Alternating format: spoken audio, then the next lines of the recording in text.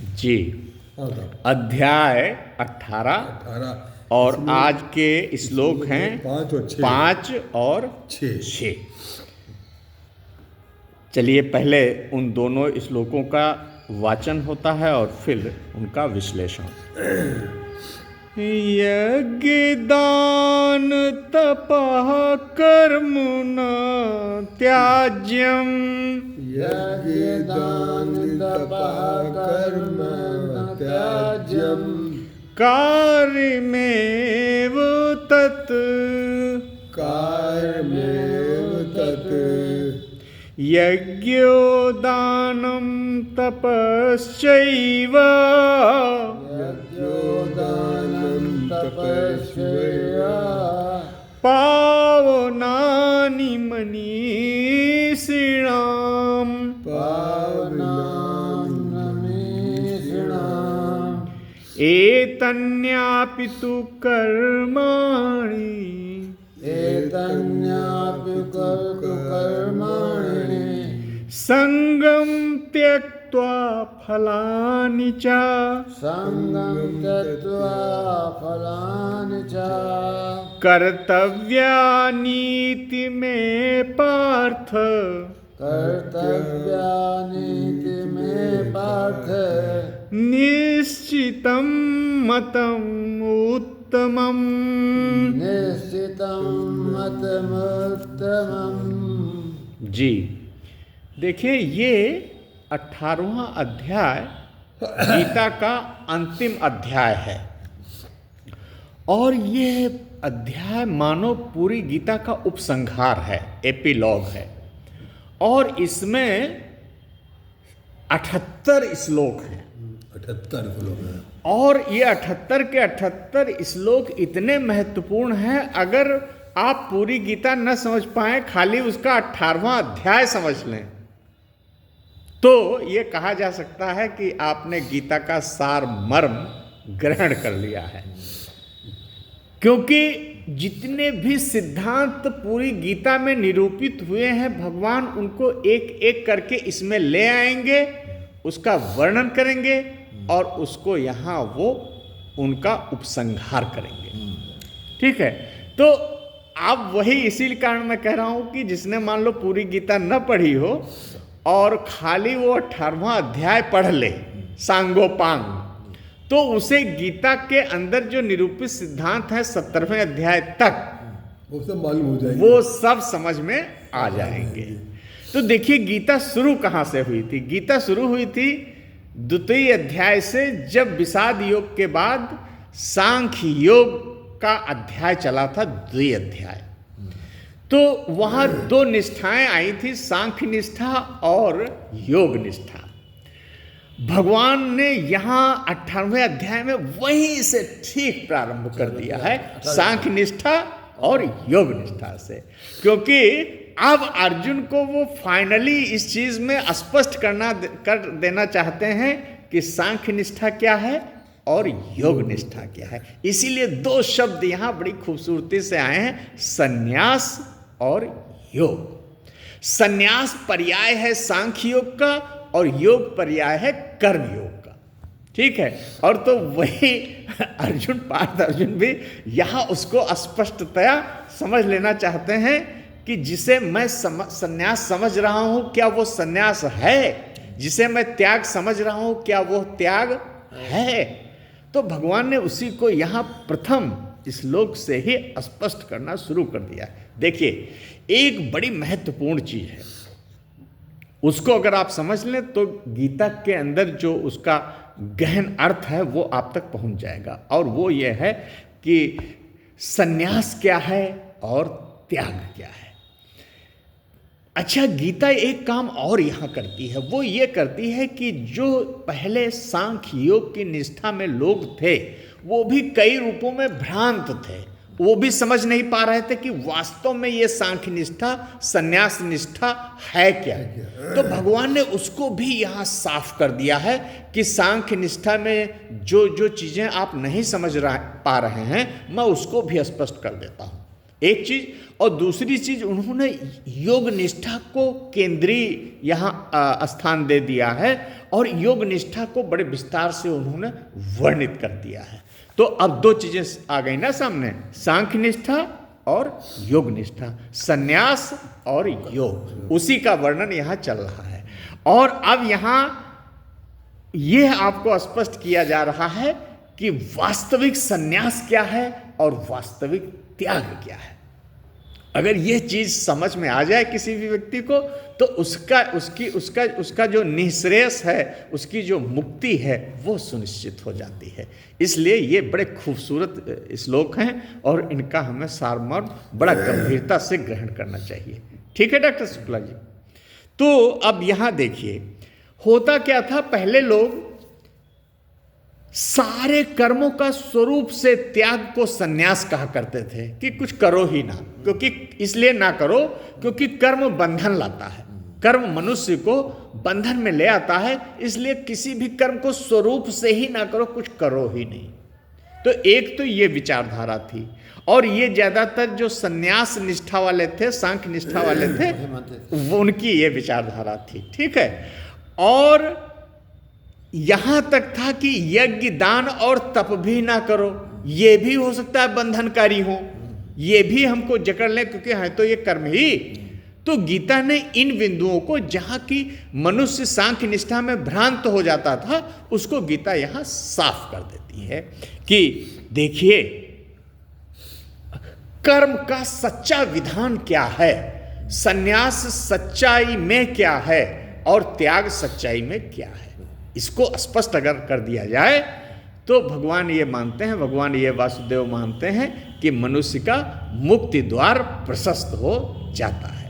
अच्छा देखिए, बहुत सारे लोग ये सोचते हैं हमें ज्ञान की क्या जरूरत है, हमें क्यों समझना त्याग, हमें क्यों समझना भक्ति, हमें क्यों समझना संन्यास, हमें क्यों समझना सांख्य, हमें क्यों समझना कर्मयोग है। नहीं, इस भ्रांति में तो कभी रहना ही नहीं चाहिए कि हमें क्यों इन चीज़ों का ज्ञान होना चाहिए। देखिए, ज्ञान से पवित्र कोई वस्तु है नहीं, गीता ने इसको पहले ही स्पष्ट कर दिया है। तो ये अगर गीता आपको समझा रही है ना त्याग और संन्यास, तो आप इसको समझिए, और समझिए नहीं, इसका अपने जीवन में प्रयोग करिए। तो अब आपको यहाँ भगवान ये समझा रहे हैं कि देखिए, ये जो यज्ञ है, ये जो दान है और ये जो तप है, यज्ञ दान तपः कर्म न त्याज्यम। अगर आप पहले की संन्यास निष्ठा में ये मानते रहे हैं कि हर कर्म बंधनकारी है, तो हम यज्ञ और दान और तप का भी कर्म क्यों करें। तो इसलिए गीता यहां इसको स्पष्ट कर दे रही है कि आप भले अन्य सारे कर्मों को त्याग कर चुके हैं, लेकिन ये तीन यज्ञ दान और तप कर्म ना त्याज्यम, इनको त्याग नहीं करना है। और ये क्या है, तत् एव कार्यम, ये कर्तव्य हैं, करने योग्य है। They are to be performed, they are to be done as your duty of life. अपने जीवन के कर्तव्य के रूप में इन तीन चीजों को करना है, यज्ञ को, दान को और तप को। क्यों करना है, इसका उत्तरार्ध में देखिए स्पष्टीकरण भी हो गया है। यज्ञः दानम तपः च एव पावनानि मनीषिणाम। आप भले प्रबुद्ध हो, ज्ञानी हो, दार्शनिक हो, जानते हो एक एक चीज को, है, तब भी आपको यज्ञ दान और तप का धर्म और कर्म करना है। क्यों, ये पावनानि मनीषिणाम, ये मनीषियों को भी पवित्र करने वाले हैं। मनुष्य की चेतना देखो अपवित्र है। अपवित्र इसलिए है कि काम और क्रोध और लोभ से लसी हुई है, वो अपरा प्रकृति से चिपकी हुई है, वो कर्मों की आसक्ति में है, वो कर्म के फलों की आसक्ति में है। तो ऐसी अशुद्ध और अपवित्र चेतना को कौन मुक्त करेगा? यज्ञ दान और तप, ये उनको पवित्र कर देंगे। जो मनुष्य की प्राकृत अशुद्धियां हैं उनको यज्ञ दान और तप के जो कर्म हैं ये पवित्र करने वाले हैं। ये अज्ञानियों को ही नहीं पवित्र करने वाले हैं, ये ज्ञानियों अर्थात मनीषिणाम, ये मनीषियों को भी पवित्र करने वाले हैं। तो इसलिए देखिए इसकी सिग्निफिकेंस, इनका कितना महत्व है, किनका, यज्ञ दान और तप का। तो गीता यहां आपको बहुत सारी चीजें आगे स्पष्ट करने वाली है कि देखिए कुछ चीजें जैसे हम ये मान के चलते थे कि अरे कुछ काम करिए ही ना, क्योंकि कर्म करेंगे तो बंधन होगा, बंधन होगा तो ये जन्म और मरण की जो श्रृंखला है फिर से स्टार्ट हो जाएगी। तो भगवान कहते हैं देखो इससे तुम्हारे मुक्ति का द्वार नहीं खुलेगा। अगर तुम कोई कर्म ना करो, कर्म का स्वरूप से ही त्याग कर दो, तो न सोचो कि तुम्हारे लिए मुक्ति का द्वार खुल जाएगा, नहीं खुलेगा। कैसे खुलेगा, गीता उसको बहुत स्पष्ट करती है इस तरह, क्योंकि देखो गीता ने 3 चीजें बड़ी स्पष्ट कर दी हैं, वो हैं सत, रज और तम, क्योंकि सारी प्रकृति का निर्माण इन्हीं 3 गुणों से हुआ है। तो गीता सारी चीजों को इन 3 में कैटेगराइज कर देती है। यहां आप देखेंगे कि भगवान ने त्याग को भी 3 कैटेगरीज में बांट दिया है, तामस में, राजस में और सत में। लेकिन अब इस 6वें श्लोक में जिसका अब हम वर्णन करने वाले हैं, इसमें क्या स्पष्ट किया गया है? इसमें गीता ने अपना मत स्पष्ट किया है। देखिए गीता अन्य मतों का निरादर नहीं करती, उनको स्वीकार करती है, उनको विवेचना के लिए लेती है, उनको इन्वेस्टिगेट करती है। आप देखिए गीता की जो ब्यूटी है, खूबसूरती, वो ऐसा नहीं है कि उसने डाउन राइट जितने अन्य व्यूज थे, जो अन्य आइडियालॉजीज थी उस युग की, कंटेम्परेरी उनके युग की, उनको कंडेम नहीं कर, ऐसा नहीं किया, उनको डाउन राइट निगेट कर दिया, उनको लिया ही नहीं ना, उनको ले लिया, उनको ले लिया, उनकी विवेचना की और उनके अंदर जो इम्प्योरिटीज और इम्परफेक्शंस थे उनको रिमूव कर दिया। गीता ने यही नहीं किया कि सांख्य को लिया, सांख्य के जो इल्यूजन्स थे, जो उसकी भ्रांतियां थी, उसको उन्होंने नष्ट भी किया, सांख्य को और उच्चीकृत किया और उसको सब्लिमेट किया, सुंदर उदात्त किया और प्यारा बनाया सांख्य को। ऐसा नहीं किया कि सांख्य को निगेट करके उन्होंने कहा नहीं सांख्य तो हमें लेना नहीं। सांख्य निष्ठा को लिया गीता ने, उसकी जो भ्रांतियां थी उनको रिमूव किया और सांख्य को और चमका दिया, संन्यास धर्म को और चिमका दिया। और उन्होंने ये स्पष्ट कर दिया कि किसी भी कर्म का स्वरूप से त्याग करना मुक्ति का द्वार नहीं खोलता है, यह उन्होंने स्पष्ट कर दिया, जो कि बहुत जरूरी था। अब आप देखिए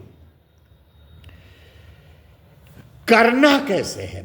जब आपको स्वरूप से किसी कर्म का त्याग नहीं करना है तो आखिर कर्म का सच्चा विधान क्या है, उसकी सही मेथडोलॉजी क्या है, कैसे आप कर्म को करेंगे जो कर्म तो हो लेकिन बंधनकारी ना हो। ये चीज है ना स्पष्ट करने वाली कि कर्म तो हो लेकिन बंधनकारी ना हो, बांडेज ना क्रिएट करे। यही सबसे बड़ी चीज है ना, गीता को यही चीज स्पष्ट करनी है मुख्यतया। तो वो कह रहे हैं कि देखो पहली स्थापना तो गीता ने ये कर दी कि कर्मों का स्वरूप से त्याग नहीं करना है, और दूसरी स्थापना ये कर दी कि यज्ञ दान और तप को त्याग नहीं करना है। अब तीसरी स्थापना इसमें आपको मिलने वाली है, बड़ी प्यारी सी। और अब आपको यह स्पष्ट किया जाएगा कि जो कर्म की मेथडोलॉजी है, कर्म का जो विधान है, कर्म की जो क्रिया विधि है, सच्ची क्रिया विधि, ऐसी क्रिया विधि जो कर्म निष्पन्न हो, कर्म का संपादन हो, लेकिन कर्म बांडेज ना लाए, कर्म आपके लिए बांडेज ना क्रिएट करे। तो यह चीज यहां अब आपके सामने स्पष्ट करने जा रहे हैं भगवान वासुदेव श्री कृष्ण वर्ष नंबर 6 में। देखिए क्या है कि कर्म कैसे करने हैं, सारे जो काम्य कर्म हैं या जितने भी कर्म हैं, और उन कर्मों के साथ जो यज्ञ दान और तप के महाकर्म हैं, ये भी कैसे करने हैं। एक चीज और यहां गलती हमसे आपसे हो सकती है कि यज्ञ करें हम, उसमें हमारी आसक्ति हो, दान करें हम, उसमें हमारी आसक्ति हो, और तप करें हम और हम उसमें भी हमारी आसक्ति हो। तो उसमें इन जो ये 3 कर्म हैं, यज्ञ दान और तप के, इनमें भी तो आसक्ति हो सकती है, इसमें भी तो फलासक्ति हो सकती है, इसमें भी तो फलेच्छा हो सकती है कि नहीं हो सकती। देखिए एक बिंदु और समझ लीजिए, आसक्ति और फलेच्छा में क्या अंतर है। आसक्ति एक सूक्ष्म चीज है और फलेच्छा जो है वो स्थूल चीज है। आसक्ति बहुत सूक्ष्म होती है, वो बहुत चिपक रहती है ना कर्म से, ये बड़ी सूक्ष्म चीज है। वो उससे चिपकाव, उसके ममत्व, उसके प्रति आकर्षण, उसके प्रति बिल्कुल लगाव का हो जाना, आसक्ति लग गए बिल्कुल ऐसा ही होना चाहिए। और फिर फलेच्छा, तो ये बड़ी गहराई से आती है आसक्ति, और फलेच्छा ये स्थूल भाग है, लगने वाला, सामने दिखाई पड़ेगा फल की इच्छा। तो भगवान ये कह रहे हैं कि यज्ञ, दान और तप भी आसक्ति से शून्य होने चाहिए और फलासक्ति से शून्य होने चाहिए, और साथ ही साथ अन्य सारे कर्म भी आसक्ति से शून्य होने चाहिए और फलासक्ति से शून्य होने चाहिए। देखिए कितनी सुंदर सी परिभाषा गीता यहां आपके लिए लाती है। जरा सा इसे सीख लीजिए, और सीख लीजिए तो आपकी चेतना निरंतर उज्जवल होती चली जाएगी, निरंतर दिव्य होती चली जाएगी और मुक्ति की पात्र होती चली जाएगी। समझ रहे हैं सर? समझ रहे हैं? इज इट क्लियर कि यज्ञ, दान, तप भी निष्कामता से हो और आपके अन्य सारे कर्म भी निष्कामता से हो। ठीक है, तो कर्म का सच्चा विधान छठे श्लोक में आपको गीता उपलब्ध करा रही कि सच्चा विधान क्या है। कर्मों का स्वरूप से त्याग करना ये कर्म का सच्चा विधान नहीं है। यज्ञ, दान और तप का त्याग कर देना यह भी सच्चा विधान नहीं है। असली सन्यास और असली त्याग यह है कि हम कर्म में आसक्त ना हो, कर्म के फल में आसक्त ना हो। यह सच्चा त्याग है और यही सच्चा सन्यास है। क्या कि अभी बाद में तो अब आपको यहां जो कर्म की सच्ची प्रणाली है, जो मुक्तिकारी प्रणाली है, गीता यहां उसको क्लेरिफाई कर रही, क्योंकि ये 18वां चैप्टर है, ये कंक्लूडिंग चैप्टर है। तो गीता जितनी भी चीजों का पहले वर्णन कराई है अप टू 7th चैप्टर, 17वें चैप्टर तक, उनको यहां वो समराइज करेंगे। और उनको लगेगा भगवान को कि कहीं कहीं अगर अर्जुन को ये बात समझ में नहीं, जैसे ये बड़े कठिन विषय है ना, सांख्य निष्ठा और योग निष्ठा, ये हल्की बात थोड़ा है, ये बहुत कठिन विषय है। तो उनको भगवान ने सोचा यार त्याग और सन्यास में ये भटक जाएगा, क्योंकि अर्जुन ये चाह रहे थे कर्मों का स्वरूप से त्याग, कर्म करूं ना, चला जाऊं जंगल में और मैं इस युद्ध कर्म से बच जाऊं। ठीक है, तो स्वरूप से त्याग, कर्म का स्वरूप से ही त्याग। गीता ने कहा इससे न तो आप सन्यास को उपलब्ध होगे, न त्याग को उपलब्ध होगे, न इससे तुम्हारी निःश्रेयस सिद्धि होगी, न इससे तुम्हारी मुक्ति सिद्धि होगी। इससे मुक्ति का द्वार खुलता ही नहीं है। कर्मों के स्वरूप से त्याग से मुक्ति का द्वार नहीं करता। कर्म को तो आपको करना होगा, किस स्पिरिट में करना होगा, गीता उसको बता रही, किस स्पिरिट में करना होगा, किस आत्मा में करना होगा। वो ये है कि एतान्यप्तु कर्माणि संगम त्यक्त्वा। संगम का मतलब होता आसक्ति, अटैचमेंट। उससे कोई अटैचमेंट नहीं होना चाहिए, न तो कर्म से अटैचमेंट, न उसके फल से अटैचमेंट। और फलानिचा, फलेच्छा में आपने पहले तो कर्म से ही चिपक गए, नहीं ये ऐसा कर्म, इसके साथ हमारी बड़ी आसक्ति हो गई, और फिर उससे ज्यादा जो आसक्ति होती है वो उसके फल से होती है। कर्म से तो थोड़ी आसक्ति होती है, फल से तो बहुत ज्यादा आसक्ति होती है। तो भगवान ने दोनों जगह आपको तोड़ दिया। उन्होंने कहा कि न तो हम आपको कर्म की आसक्ति लेने देंगे, न तो हम आपको फल की आसक्ति लेने देंगे। हम आपकी मुक्ति चाहते हैं, हम आपका कल्याण चाहते हैं, हम आपका उत्थान चाहते हैं, हम आपके सारे बंधन एक एक कर काट देना चाहते हैं। Is it clear sir? तो जब मैं आपके सारे बंधन काटने निकला हूं तो आपकी सारी कमियों को इंगित करूंगा। आप जहां जहां भी आपकी इम्प्योरिटीज हैं, आपके जहां जहां इम्परफेक्शंस हैं, आप जहां जहां पतन की अवस्था में गिरे हुए हो, मैं वहां से आपको निकालूंगा कि नहीं निकालूंगा। आपकी अगर कर्म विधियां गलत हैं, आपकी जीवन दृष्टि अगर गलत है, आपका जीवन लक्ष्य अगर गलत है, तो क्या मैं वो सारा सुधारूंगा नहीं? तो भगवान वासुदेव कहते हैं मैं एक मानव की किसी भी इम्प्योरिटी से, किसी भी इम्परफेक्शन से समझौता नहीं करने वाला। मैं उसे हर चीज से अलग कर दूंगा जो उसे बंधन की ओर ले जाएगी, और उसे हर चीज वो दूंगा जो उसे मुक्ति देने वाली है। Is it clear? समझ गया? तो भगवान कहते हैं कि सारे कर्म और साथ ही साथ यज्ञ, दान और तप, इनमें न तो आसक्ति होनी चाहिए, न फलासक्ति होनी चाहिए, और ये कर्तव्य हैं, करने योग्य, ये कर्तव्य हैं। They are to be done, they are to be performed, उनको करना है। और हे पार्थ, देखिए कितनी बढ़िया बात कही, निश्चितम मतम उत्तमम, और ये मेरा निश्चित किया हुआ मत है, निश्चित किया हुआ मत ही नहीं है, उत्तमम मतम, उत्तमम मत, मतलब उत्तम ये मत है। सबसे सुंदर चीज है, उत्कृष्ट है। उत्तमम क्यों है? क्योंकि ये मुक्तिकारी है, आपके बंधनों को काटने वाली है। तो ऐसी स्थिति में ये मेरा उत्तम मत है कि आपको न तो यज्ञ का त्याग करना है, न दान का त्याग करना है, न तप का त्याग करना है, न सारे कर्मों का त्याग करना है। सारे कर्म कीजिए, लेकिन उनको आसक्ति से अलग रखिए और फलासक्ति से अलग रखिए। यही सच्चा त्याग भी है और यही सच्चा संन्यास भी है। सर, यही उनका